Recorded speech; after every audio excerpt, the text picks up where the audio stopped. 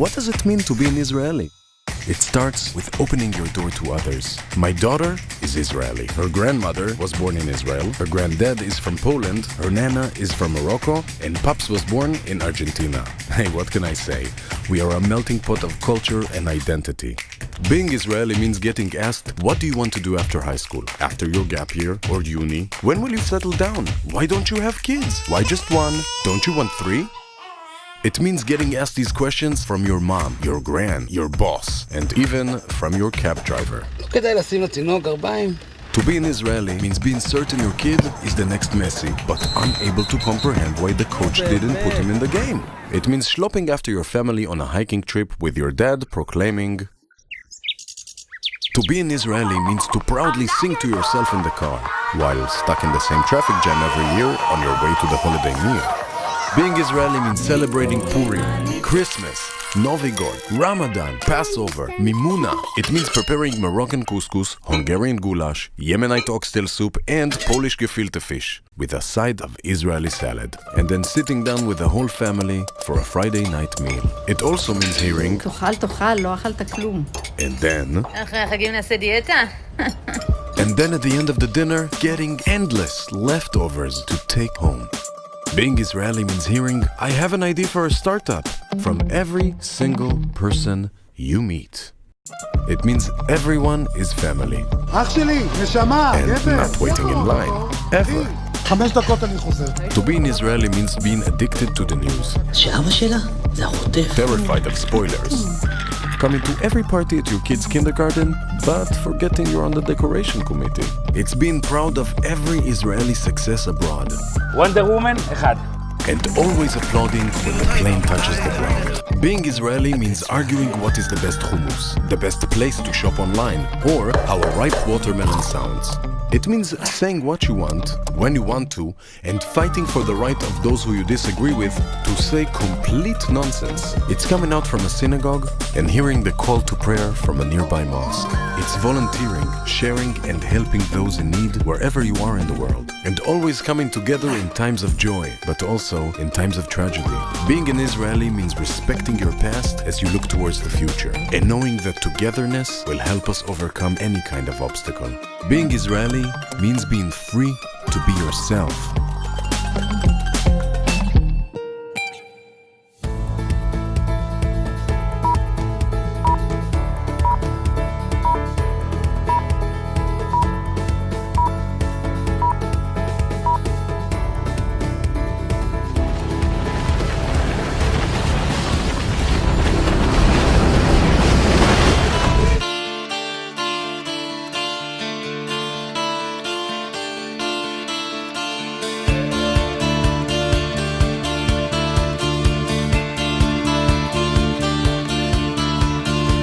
אנחנו פוחדים מהצל של עצמנו, נצמדים לקירות הבתים, ורוב הזמן מתביישים בגופנו, חופרים מקלטים. אנחנו נמלטים ממסיבה משוגעת, נדחקים לסירות משוטים. כל יבשה היא ספינה שטובעת כשחופרים מקלטים. אנחנו זן אדיר, ציפור משונה, החלומות באוויר, הראש באדמה. אנחנו פוחדים מהצל של עצמנו, נצמדים לקירות הבתים, ורוב הזמן מתביישים בגופנו,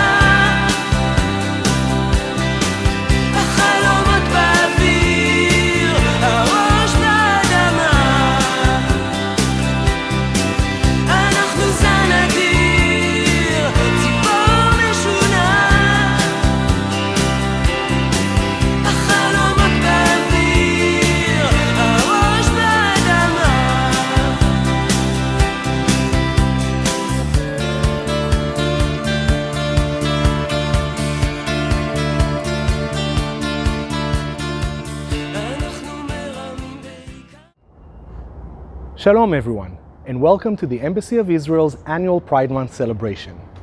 This tradition started 5 years ago, and while we would have been thrilled to celebrate this important event with all of you in person, we're committed to preventing the spread of the coronavirus, and so we're having this celebration online instead. My name is Elat Stromayer, and I'm the spokesperson of the Embassy of Israel to the United States. As a proud member of the LGBTQ community, it is my honor to welcome you as we celebrate our achievements with pride. Growing up as a closeted teenager, I lacked role models who would speak up to enable me to come to terms with my own sexual identity. Knowing that I wanted to serve my country, I was afraid that my sexual orientation would jeopardize my career aspirations. And look where we are today. The speakers you will hear from are examples of the journey of the LGBTQ communities in Israel and in the United States. We speak with our heads held high so that the teenagers today who aspire to become diplomats, politicians, or army officers won't think that their sexual orientation or identity will limit them. Part of achieving our right is raising awareness to these issues. And this is why I'm proud to introduce our host for this celebration, a man who is an ally and a friend of the LGBTQ community and made sure this tradition that he started 5 years ago will continue to carry on. Please welcome the Ambassador of Israel to the United States, Ambassador Ron Dermer.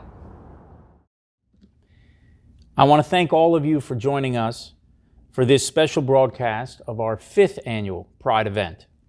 Unfortunately, because of the coronavirus, we were unable to host this year's event right here at the Embassy.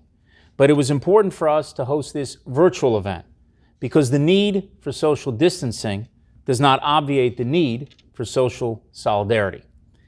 As fate would have it, the first time our embassy held a Pride event, it took place at a moment of terrible grief for the LGBTQ community. A few days earlier, a horrific attack in Orlando had claimed the lives of 49 victims.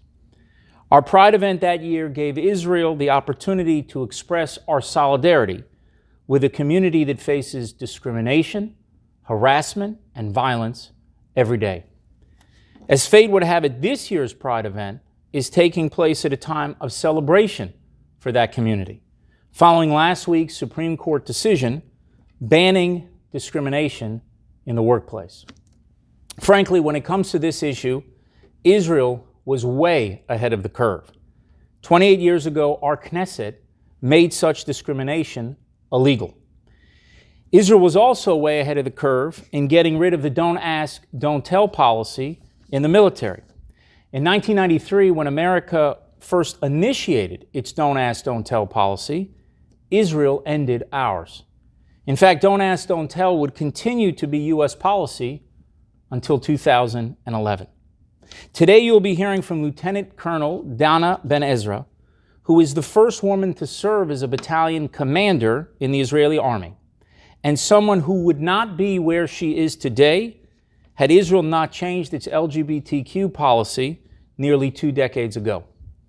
Ladies and gentlemen, this annual event is also an opportunity for us to remember that in an often cruel and repressive Middle East, Israel is a beacon of freedom and tolerance.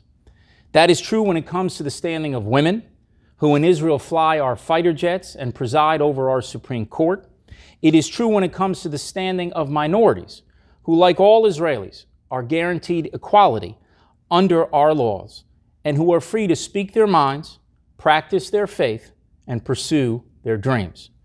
But the freedom and tolerance of Israel is perhaps most obvious when it comes to the standing of the LGBTQ community. Martin Luther King Jr. once called Israel an oasis of democracy. For the LGBTQ community, the desert surrounding that Israeli oasis could not be more unforgiving. Israel doesn't just have the largest gay pride parade in the Middle East. Israel has the only gay pride parade in the Middle East, which last year numbered over 250,000 strong. In the Middle East, gays don't march in public squares. Gays are hanged in public squares. Each day, they live in fear for their lives. That is true in Tehran. It is true in Damascus. It is true in Ramallah. And everywhere else, throughout the region. Everywhere, that is, but Israel. That is merely one of the reasons why those who proudly identify themselves as progressives should always stand with Israel. There are many other reasons, and you'll be hearing more about that from New York City Councilman Richie Torres. Ladies and gentlemen, Israel still has a long way to go in the struggle for equal rights for the LGBTQ community. But we have made great progress from the day the Aguda, Association for LGBT Equality, was founded in Israel 45 years ago.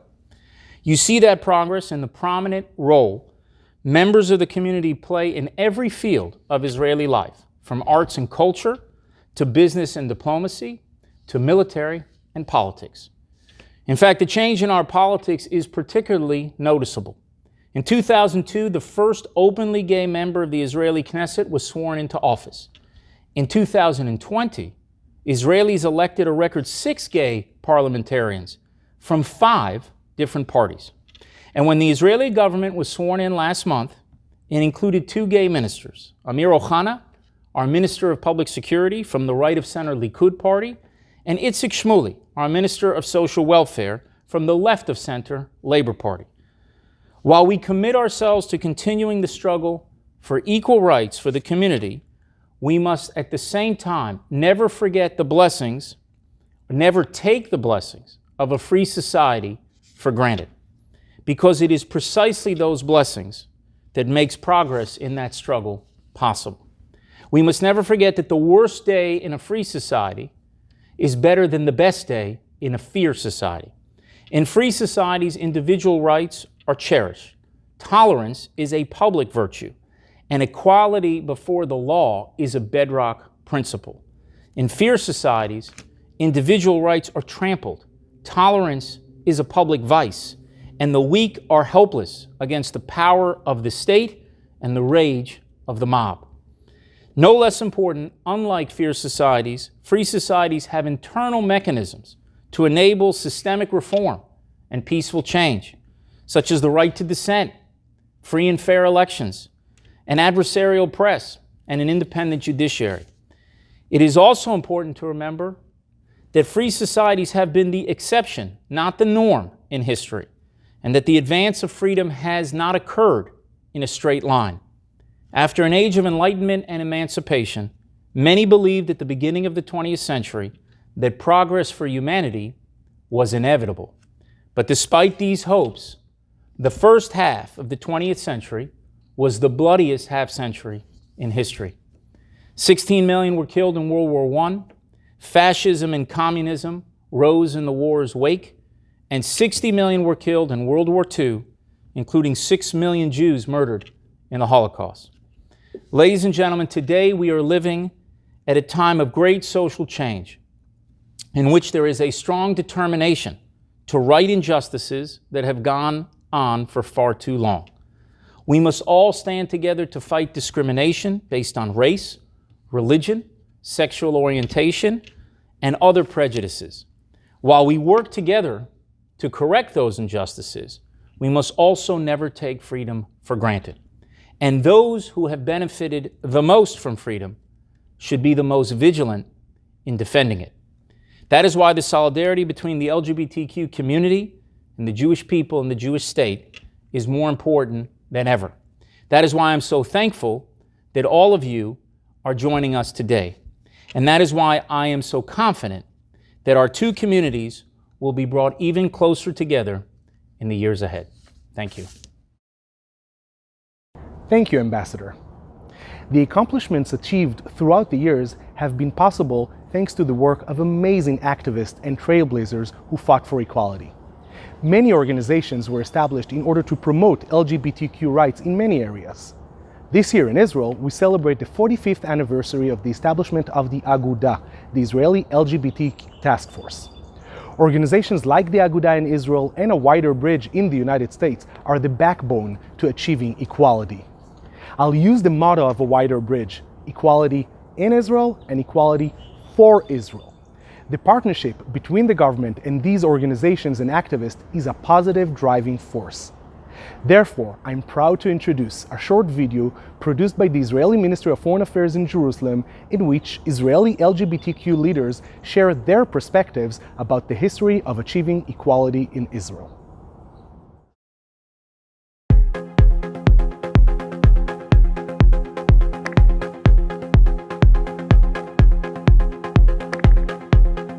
I can't tell you points because it's evolution and not revolution.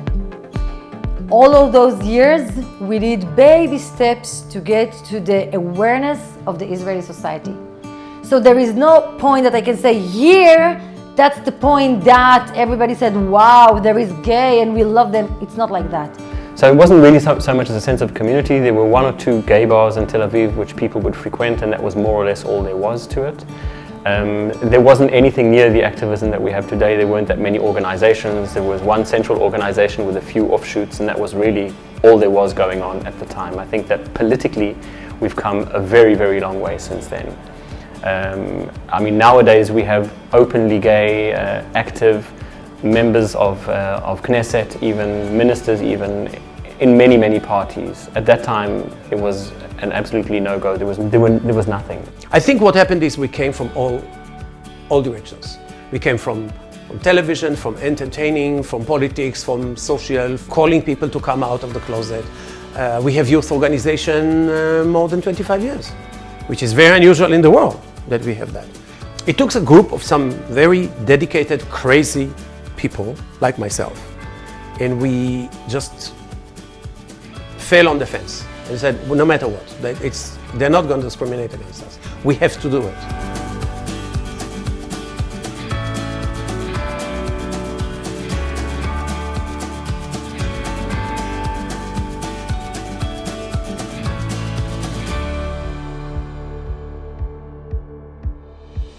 The slower the change is, the better it is, because I don't believe in rapid changes.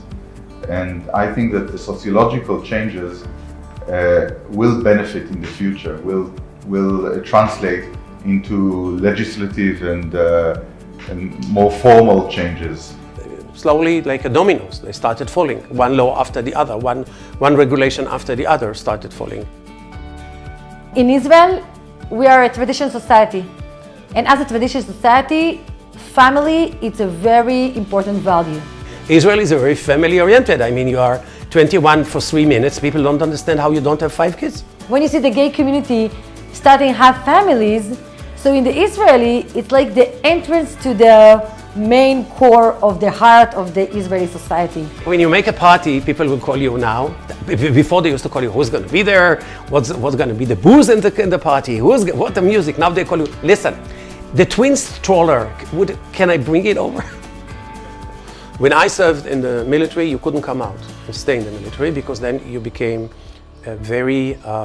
you became a hazard to the people around you. I think that the Israeli military played a huge role here. The fact that all of us had to serve together in the army. This is something that we don't have anywhere else in the world. And the army realized that this is the Israeli society, we have to deal with this sort of thing, and the army showed surprising openness towards LGBT issues long before the general public did, long before the government ministries did, for example, because the moment that the army says, you know, it's okay, let's just get on with it, you shouldn't need special security clearances or whatever, if you're out of the closet then you're not a security threat. The moment the army said that sort of thing, the rest of society said, well, who are we to question that? You know, this is the army in many ways is the melting pot in Israel. It's where everything comes together.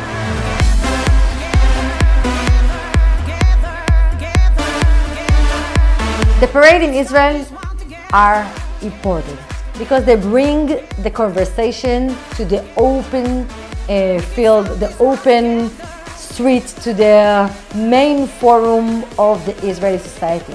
You can't ignore. So parade is a demonstration for equal rights for the LGBT. That's all. And that's my right to do that. Hello, I want my rights. All march. 250,000 people are marching. The events are amazing, they're fun. I think per capita we are the country that has most pride events in the world. We have more events than all of Europe together. We have in every small city now. It's amazing what's happening. It really is amazing.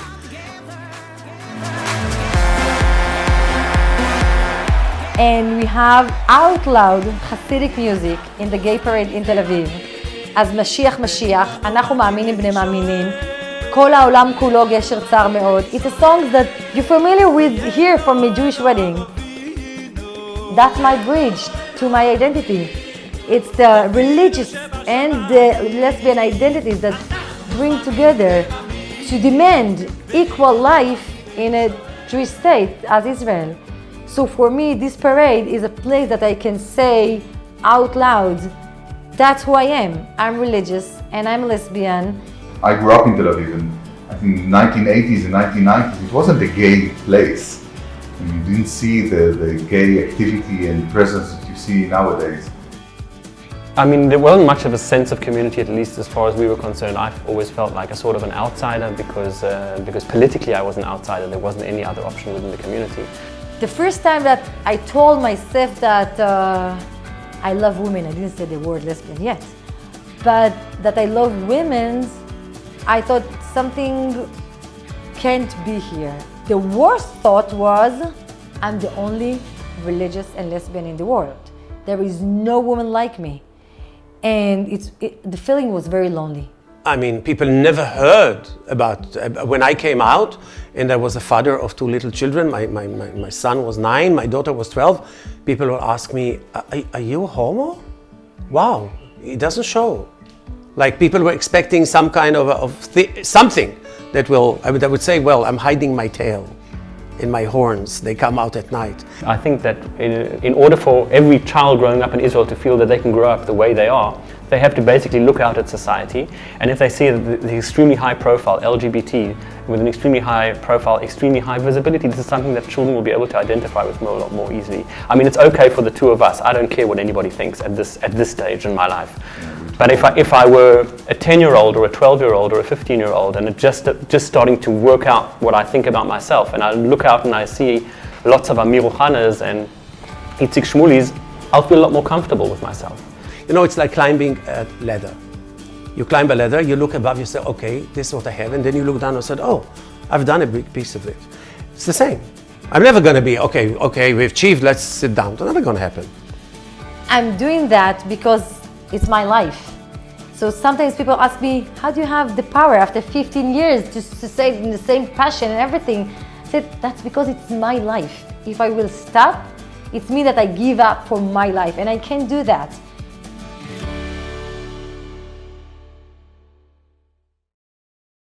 Celebrating Pride also means celebrating the friendship between Israel and the United States and our shared values. Our next speaker encompasses these values and this friendship. New York City Council member Richie Torres was first elected in November 2013 to represent the 15th Council District in the Central Bronx, being the first openly gay candidate to be elected to legislative office in the Bronx. He is a true friend of Israel and visited our country for the first time in 2015. In an interview to Jewish Insider in December 2019, he said, "No matter where you stand ideologically on the spectrum, I think all of us who support Israel should recognize that there needs to be pro-Israel voices in both the Democratic and the Republican parties, in both the progressive and the conservative movements. And so I'm deeply committed to not only sustaining but strengthening American support for Israel and strengthening the American-Israeli relationship." Council member Torres is indeed one of the strong pro-Israel progressive voices and advocates, and we're honored that he's addressing us. Hello, I'm Richie Torres. I am Afro-Latino, LGBTQ, millennial, progressive, and pro-Israel. And I'm pro-Israel not despite my progressivism, but because of it. You know, the first time I ever traveled outside the United States was when I went to Israel. As a kid, I was too poor to travel abroad. And the most powerful experience was my trip to Jerusalem. It's known to be the holiest city in the world, home to people, the most devout people of Jewish and Christian and Muslim faith. And I was struck that even a city as religious as Jerusalem had an open house, an LGBT open house.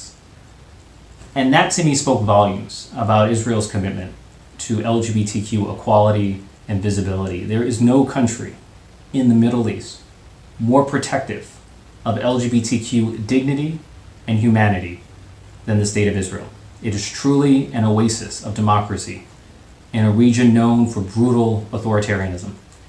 And having been to Israel twice, I can tell you firsthand that I feel at home in Israel, as though it were my own country, because it has values that are recognizably democratic and recognizably pro-LGBTQ. And so I'm proud to be both pro-LGBTQ and pro-Israel, because the two are inextricably bound together as progressive values. Thank you, Councilmember Torres. There are many more leaders and trailblazers who help to advance equality. We have the honor to have one of them addressing us. Lieutenant Colonel Dana Ben Ezra is the first woman to serve as a battalion commander in the Israeli Defense Forces. Lieutenant Colonel Ben Ezra joined the IDF in 2003 and began her service as lookout in the Gaza Strip. She served as deputy battalion commander in an NDF infantry unit and was the first woman to command a field intelligence battalion. Lieutenant Colonel Ben Ezra is currently serving as a battalion commander of the Shachaf 869 Battalion, which is in charge of observations on the border with Lebanon. So we appreciate she found time in her extremely busy schedule to speak with us. Hello everyone, I'm Lieutenant Colonel Dana Ben Ezra. I'm 36 years old, married to Lior and lives in the center of Israel, near Netanya. I'm an observation battalion commander who is responsible to locate any kind of hostile activities along the border with Lebanon, as you can see just behind me. I command around 800 people, male and female, combat and non-combat. And of course, it's probably the best thing I've ever done in my life. I've been serving my country for the last 17 years, and of course, I'm very proud of it. Very proud to be part of who is protecting this country and its people. And when I say its people, I mean my family, and most of all, and above all, my wife, Leo, that she's the wind behind my wings. Without her support, I couldn't have done that. We've married in New York in 2017, and I'm very proud to be part of an organization which really doesn't care who I live with, but focused on what I do and how good or bad I'm doing my job. The IDF allows everyone, and I mean everyone, to join us and to protect our country. And it doesn't matter who you live with, what your gender is, or what do you believe in. And for me, it's a real privilege to serve in that kind of army. Thank you, Lieutenant Colonel Ben Ezra, for your inspiring words. As you've heard from Ambassador Dermer, the Israeli Defense Forces is one of the most advanced and progressive armies in the world when it comes to LGBTQ rights. Back in 1993, the Don't Ask, Don't Tell policy was repealed, and the LGBTQ people could serve openly in the military. But serving in the military comes with a cost, sometimes the ultimate sacrifice. Our next segment tells the story of such sacrifice. This video is part of a 3-part documentary series on the LGBTQ community in Israel. It's called HaMa'apecha HaGe'ah, the Pride Revolution, and it's a touching and thought-provoking examination of the LGBTQ community struggle for acceptance and how this community has changed Israel. It was created by Liran Atzmor, Gal Ochovsky, and Alon Yamin, and aired especially for this year's Pride Month on Kan 11 of the Israeli Public Broadcasting Corporation.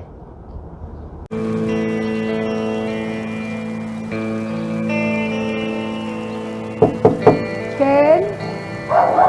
יולי? שלום. היי, גל, מה שלומך? בסדר, מה נעים מאוד. נעים ממש מאוד. זה אסף, בן 4-5. יו, יפה. כן, הילדים שלי מאוד אהבו לחבק. זה יובל. כן. יובל, מה זה? חבקן, מדהים, וזו דפנה. זאת אומרת, ביניהם יש 2. נכון, גם זה אסף. זה אחת התמונות האחרונות שלו לפני שהוא נהרג. בן כמה הוא היה? 20.5. ברביעי לשני התנגשו 2 מסוקים באוויר מעל שער ישוב וקיבוץ דפנה. הבנתי ישר שאסף כבר לא פה, כי הוא חצי שעה... הבנת ישר? כן, כי הוא חצי שעה לפני שעולה למסוק, הוא התקשר אליי ואמר לי, אם שאני אגיע לאן שאני צריך להגיע, אני אתקשר אלייך. יצאנו החוצה למרפסת וחיכינו למודיעים, למבשרים. זהו, והם הגיעו, ואמרתי להם, אני יודעת, וזה... הוא היה ילד עם אנרגיות שטרף את החיים. כאילו, הרגשת, בדיעבד אני אומרת, הרגשת שהילד הזה רצה להספיק עוד ועוד. בי"ב כבר הייתה לו חברה משוודיה, אלנה, הייתה אהבה גדולה. היו לי שני ילדים, אסף, שאתה יודע, על הטרקטורים, רץ וזה, ויובל, יותר היה מתחפש עם תרפוסות של בנות בגן, והם היו שונים. איך יובל קיבל בשעתו את האסון, את המוות של אסף? נורא קשה היה. הוא מאוד בכה, הוא הסתגר. הרגיש כאילו שאני הייתי מאוד עסוקה באסף, ולא הייתי מספיק פנויה לצער שלו? לצער שלו. ומתי הוא סיפר לה? הוא סיפר לי שהוא השתחרר מהצבא, הוא הזמין אותי לנסוע איתו להצגה, ואז הוא אמר, אמא, אני צריך לספר לך משהו? המשפט המפורסם, אמא, יש לי משהו לספר לך. בדיוק. נשארתי ככה רגע, אמרתי לו, ידעתי, אבל אמרתי לו, מאוד עצוב לי.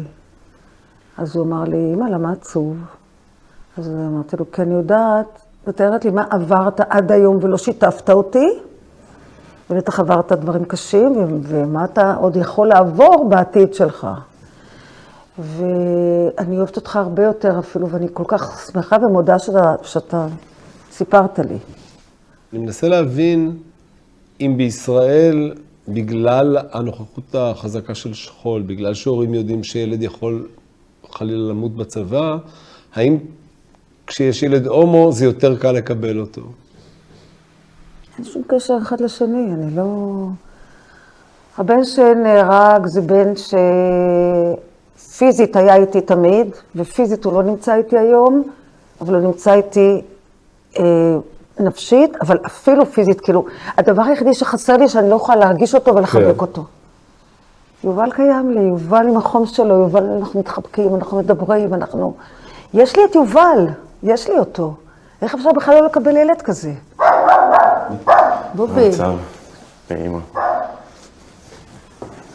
בוקר טוב, מתוק טבעי.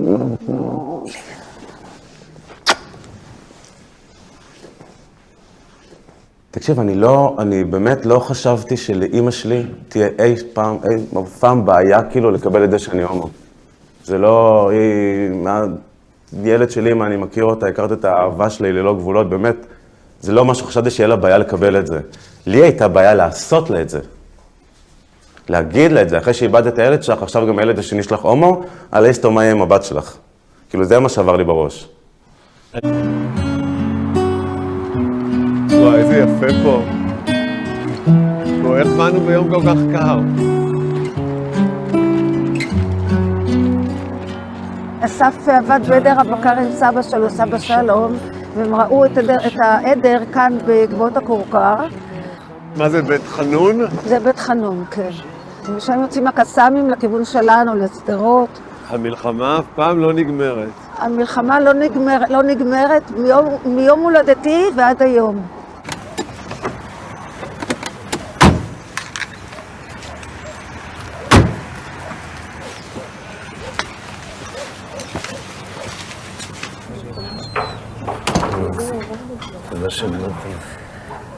כשעשינו את יוסי וג'אגר, הסרט התחיל מזה שחשבנו על שבעה שיש בה חייל מת ויש בבית סוד, כאילו במקרה של יוסי וג'אגר החייל עצמו היה הומו וכאילו אף אחד לא רוצה לדבר על זה או לא מוכן לדבר על זה, וגם במקרה שלכם היה שבעה כשאסף מת והיה סוד, היה סוד שלך בחדר השני. כן, אבל זה משהו שבאמת עצר אותי. ומה, פחדת שכאילו איך אני יכול עכשיו להגיד להם? אם אני כבר מכה על חטא איפשהו, אם אני מצטער על משהו, זה על זה. שמה, שזה משך לך זמן? שיצאתי מהארון בגיל מאוד מאוחר. שכאילו... פעם הבאה, תצא יותר מוקדם. נזכור את זה, תודה. אתה טוב בלהוציא אורן מהארון, נכון? כן, כבר לא, הייתי פעם כשהייתי צעיר, היה לי כוח, עכשיו כבר אין לי כוח. אני שנהייתי בהודו, אז ירדתי כאילו, התקשרתי לאמא שלי להגיד לה שבת שלום, איזה יום שישי אחד, והיא עונה לי, והיא כאילו יובילה וזה, ומתחילה לבכות פתאום בטלפון, ואומר, אמא, מה קרה? ואז היא מספרת לי על איזה ילד שאמא שלו, העיף אותו מהבית, ואמרה לו כאילו, הוא יצא מהארון, ואמרה לו, אצלי בבית רק סטרייטים, אם אתה רוצה להיות הומו, אתה גר בחוץ. היא אמרה לי משפט שאני לא אשכח בחיים שלי, היא אומרת, בתור אימא שאיבדה את הבן שלה, אני לא מבינה, אני לא יכולה לחשוב על איזו סיבה יש לאמא לוותר על הילד שלה. אתה לבן, אני שחור, אני חשוך, אתה באור שמחמם כמו אמא. אני חושבת שיובל הייתה מחשבה למה זה קרה לאסה ולא קרה לי. שמה, שהוא רוצה שיקחו אותו במקום, מה שנקרא. כן. שזה נורא. שזה נורא. נורא עצוב. כאילו התחושה הזאת שהוא פגום, ולכן עדיף שיקחו אותו ולא את אחיבה. כאילו בסדר. ממש בא לי לפקוד בזה.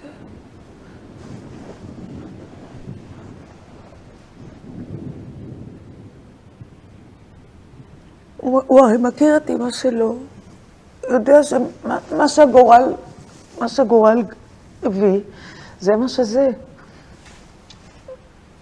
ואיך יכול להיות בכלל שאני אחליט מי הולך ומי נשאר? ובטח לא היותו הומו, זה מה ש...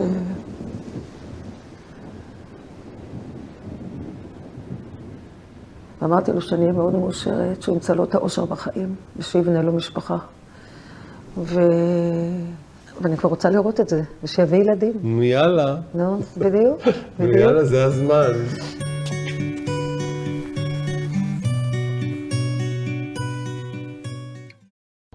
As our program is coming to an end, I would like to take this moment and thank Ambassador Dermer for hosting this important event. I also want to thank the Ambassador Chief of Staff, Yarden Golan, who has been the driving force behind this event for the past 5 years. Yarden is modest and would not like me to thank him, but I don't ask him. A big thank you to our speakers, Lieutenant Colonel Dana Ben Ezra and New York City Council member Richie Torres. But most important, I wish to thank you, all our viewers in the United States, Israel, and worldwide for tuning in and celebrating with us. We hope that next year we will be able to come together in person at the embassy and celebrate Pride with Pride. We would like to conclude our program with the official music video of this year's Tel Aviv Pride. Tel Aviv Pride has become one of the biggest events of the year in Tel Aviv and in Israel. Hundreds of thousands of visitors from all over the world come out in full force to celebrate. The city lights up in color and energy, proving its reputation as the gay capital of the Middle East, and I personally think, one of the gay capitals of the world. Tel Aviv Pride Week takes place every June, but this year's it had become a virtual event as well because of the coronavirus. We hope that you will be able to join us next year's in Tel Aviv Pride, as it is a true celebration of love and equality. It is also close to my heart. During Pride Week's event in Tel Aviv, I met the man who will become my husband, Oren, and the rest is history. So let's enjoy the official Tel Aviv Pride music video with singing from the Israeli musical pop duo Statik and Ben-El and the amazing Israeli Arab singer Nasrin Kadri. Thank you for joining us to celebrate equality and the US-Israel friendship. Toda Rabba, Happy Pride, Chag Ga'ava Sameach.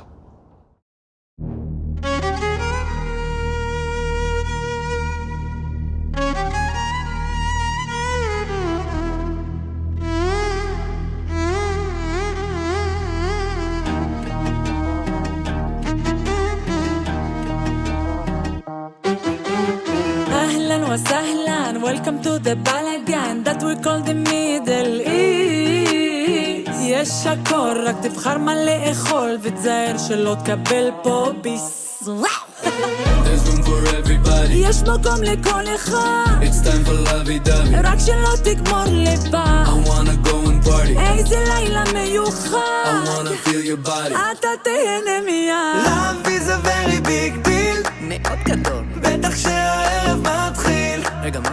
איך אני אוהב את עצמי שהלב שלי עושה ברגיל יא חביב Say you love me like we do in תל אביב יא חביב אלבי, אלבי, אלבי, אלבי, אלבי יא חביב אלבי, אלבי, אלבי, אלבי, אלבי תל אביב אלבי, אלבי, אלבי, אלבי, אלבי יא חביב אלבי, אלבי, אלבי, אלבי, אלבי וואלה גבר מה קרה? חוגגים בלי בקרה אל תרים יותר מדי תעוף לך המסקרה אשכרה וואלה יש לי פרייד חינוך שקיבלתי בבית. תמיד אני נייס, תמיד החיוך שלי לבן כמותיי. קחו לי באושר מוגזם, גאה בי גאה בעולם, עשינו את זה עוד פעם, באמת אתה רוצה את זה גם? תל אביב ועד קלי, סלסולים ומוואלים, לא עוצר כי לא בא לי, יא חביב אלבי. Love is a very big deal, יא חביבי, בטח שהערב מתחיל, איזה ערב, איך אני אוהב את הצליל, שהלב שלי עושה ברגיל. יא חביב, say you love me like we do in תל אביב. יא חביב, אלבי, אלבי, אלבי, אלבי, אלבי, יא חביב, אלבי, אלבי, אלבי, אלבי, אלבי, אלבי, אלבי, אלבי, אלבי, אלבי, יא חביב, אלבי, אלבי, אלבי, אלבי, אלבי. Like we do in Tel Aviv, like we do in Tel Aviv, like we do in Tel Aviv, like we do in Tel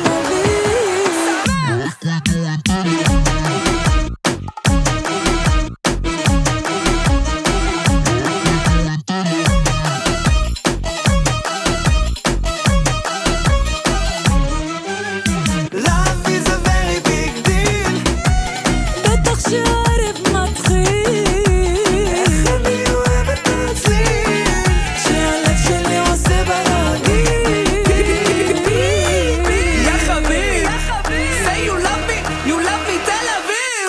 יא חביב, אלבי, אלבי, אלבי, אלבי, אלבי, יא חביב, אלבי, אלבי, אלבי, אלבי, אלבי, אלבי, אלבי, אלבי, אלבי, אלבי, אלבי, אלבי, אלבי, אלבי, אלבי. תל אביב.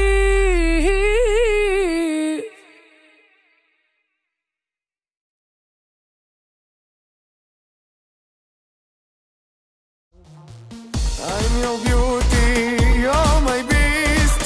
Welcome to the Middle East. תל אביב, יא חביבי, תל אביב. תסתכל כמה לירדים מסביב. עושים לי היי היי, בלילה וואי וואי, וסחטן על תל אביב. תל אביב, יא חביבי, תל אביב. תסתכל כמה לירדים מסביב. עושים לי היי היי, בלילה וואי וואי, וסחטן על תל אביב. זורחת שמש בעיר הלבנה,